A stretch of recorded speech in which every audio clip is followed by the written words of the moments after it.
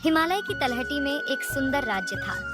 इस राज्य के राजा भूपसेन थे, जो बहुत दयालु और प्रजावत्सल थे। एक दिन राजा अपने महल में उदास बैठे थे, तभी उनके गुरुदेव आ गए। आपने मुझे क्यों बुलाया? क्या कोई आवश्यक कार्य है और आप इतने उदास क्यों हो? गुरुदेव, आप मेरी उदासी का कारण भली भांति जानते हो। फिर भी जब कभी मैं आपसे उपाय पूछता हूँ तो आप समय के सहारे टाल देते हैं। हाँ राजन, यह सत्य है, लेकिन अब उसका समय आ गया है। अपने राज्य के उत्तर में एक अराशी रहते हैं। उन अराशी के आशीर्वाद से आपकी इच्छा पूरी हो सकती है। आप आज ही उनके पास जाएं।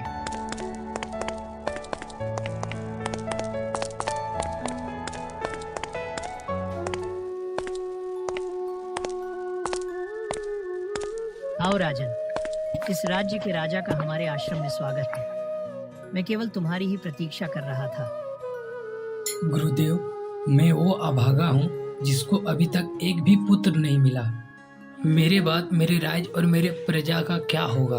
अधिक बताने की आवश्यकता नहीं है। राजन, मैं आपकी संवेदनाओं को समझता हूँ। आपको पुत्र अवश्य मिलेगा। आप मेरे सामने दोनों आंखें बंद करके खड़े हो जाइए।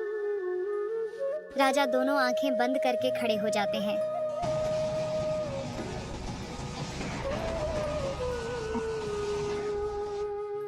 अब तुम अपने राज्य लौट जाओ। समय आने पर तुम्हें एक सुंदर पुत्र प्राप्त होगा। गुरुदेव, इतनी कृपा की है तो थोड़ी कृपा और कर दो। मुझे मेरे पुत्र का भविष्य बताने में कृपा करें। राजन, तुम्हारा पुत्र एक प्रतापी राजा बनेगा। लेकिन इसके जन्म लेते ही तुम्हारा सामना विकट समस्याओं से होगा। राजन, मेरा समय पूरा हुआ। अब तुम भी अपने राज्य लौट जाओ। ऋषि के जाते ही राजा भी लौट आते हैं।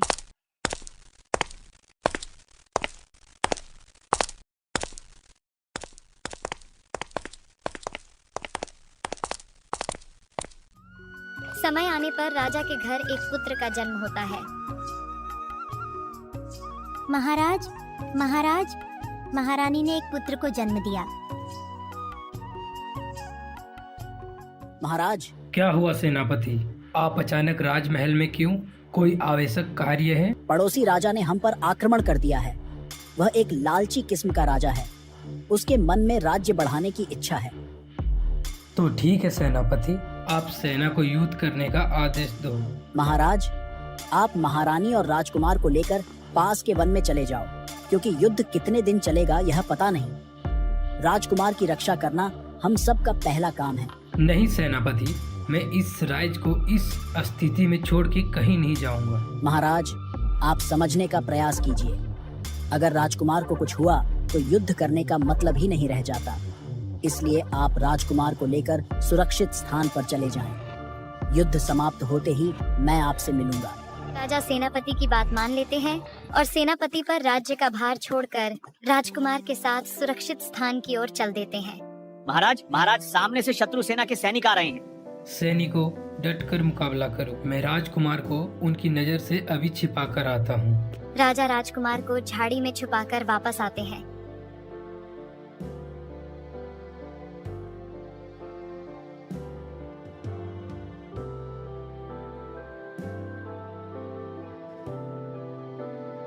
महाराज, हमने शत्रु सैनिकों को मार दिया। अब आप राजकुमार को ले आइए। राजा झाड़ी देखते हैं तो राजकुमार वहाँ नहीं होता है। राजा रोने लगते हैं। तभी उनका सेनापति आ जाता है।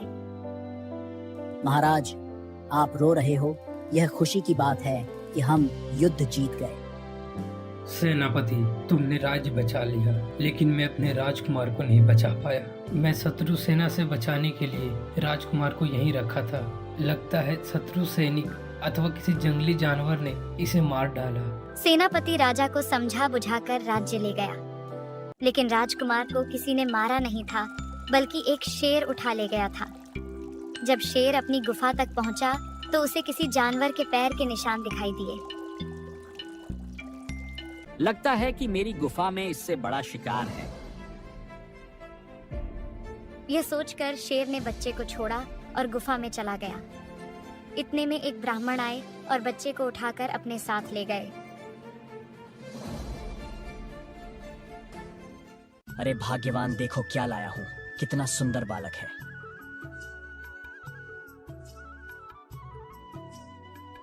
हाँ स्वामी, भगवान ने हमारी सुन ली। आज से यह हमारा बेटा है। देखो, इसके शरीर पर यह चिन्ह भी है। यह अवश्य ही कोई अद्भुत बालक है। वह बालक चंद्रमा की तरह बढ़ने लगा। बालक के थोड़ा बड़े हो जाने पर ब्राह्मण उस राजकुमार को गुरुदेव के पास शिक्षा दिलाने ले गया। ध्यानु, क्या यह तुम्हारा पुत्र है? हाँ गुरुदेव, मैंने इसे अपने हाथों से पाला है। यह मेरा ही पुत्र है।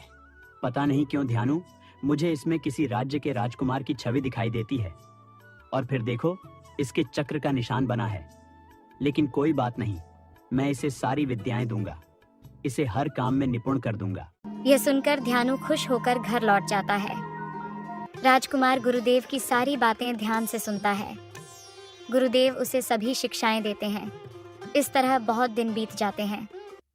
राजकुमार अब एक नवयुवक हो चुका था। बेटा, अब तुम अपने घर जाओ, क्योंकि तुम्हारी शिक्षा पूरी हो चुकी है। अब तुम हर प्रकार से पारंगत हो चुके हो। जो आज्ञा गुरुदेव। मुझे सभी प्रकार की विद्याएं सीखने के लिए आपका धन्यवाद। फिर एक दिन गुरुदेव की आज्ञा से वह लड़का अपने घर चल देता है। अरे राजकुमार की तरह दिखने वाले व्यक्ति इधर कहाँ जा रहे हो? गुरुदेव, इधर मैं अपने घर जा रहा हूँ और मैं कोई राजकुमार नहीं हूँ।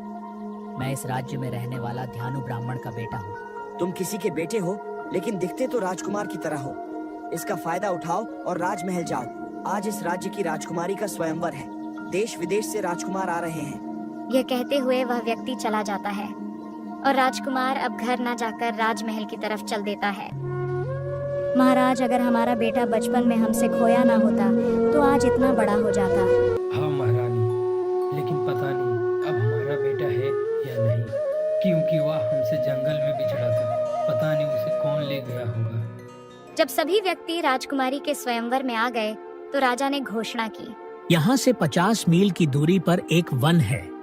उसमें एक दुष्ट राक्षस की गुफा है। उस गुफा में राक्षस के पास एक दिव्य अंगूठी है। जो कोई अंगूठी को लाकर देगा, मेरी पुत्री उसी के गले में वरमाला डालेगी। यह सुनकर सभी एक दूसरे का मुंह देखने लगे। महाराज, मैं आपकी शर्त पूरी कर सकता हूँ, लेकिन मैं राजकुमार नहीं हूँ। मैं एक ब्राह्मण पुत्र हूँ। क्या आप मुझे यह अवसर देंगे? हाँ, तुम्हें यह अवसर जरूर मिलेगा। तुम चाहो तो अभी प्रस्थान कर सकते हो। तभी राजा की अनुमति लेकर राजकुमार चल दिया। राजकुमार, ओ राजकुमार, इस तरफ कहाँ जा रहे हो? नीचे कहाँ देख रहे हो? ऊपर देखो, ऊपर। मेरा नाम मिट्ठू है और मैं यही रहता हूँ। रहने की बात तो ठीक है, लेकिन मेरे पिता तो ब्राह्मण हैं। फिर तुम मुझे राजकुमार क्यों कह रहे हो? क्योंकि मेरा मन कहता है कि तुम राजकुमार हो और मेरा मन कभी झूठ नहीं बोला। वैसे राजकुमार, मुझसे दोस्ती कर लो, क्योंकि मेरा कोई मित्र नहीं है और तुम भी अकेले भटक रहे हो। ठीक है, कर ली दोस्ती। तो बताओ दोस्त, इस जंगल में क्यों भटक रहे हो? मैं उस गुफा वाले राक्षस की तलाश में हूँ। मुझे उससे अंगूठी लेनी है। वह गुफा का राक्षस? बाप रे बाप, भाग।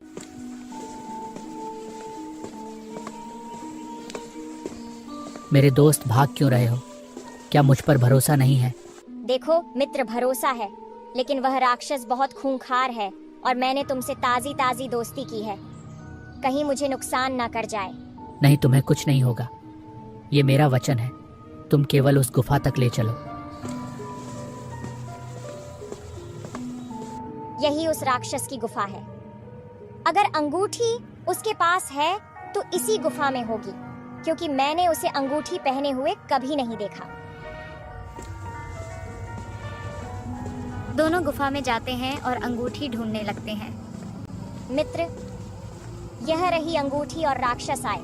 इससे पहले गुफा से भाग चलते हैं। राजकुमार ने अंगूठी ली, लेकिन तब तक वह राक्षस आ गया। मेरी गुफा में चोरों की तरह घुस आए हो, तुम्हें अभी मार डालूंगा। राक्षस दोनों को मारने के लिए दौड़ा, लेकिन उससे पहले राजकुमार ने उसे मार डाला। तभी वहाँ एक देवी प्रकट हुई। मैं राजा भूपसेन की कुलदेवी हूँ और तुम उन्हीं के पुत्र हो।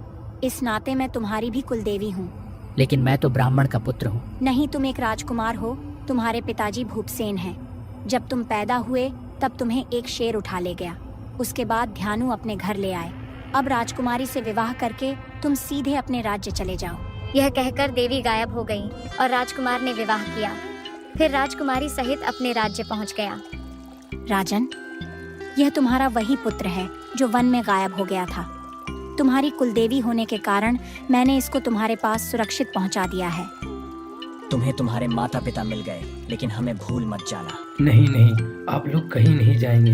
ये जितना हमारा पुत्र नहीं है उतना आपका पुत्र है। आप सब यही राजकुमार के साथ में इसी महल में रहेंगे।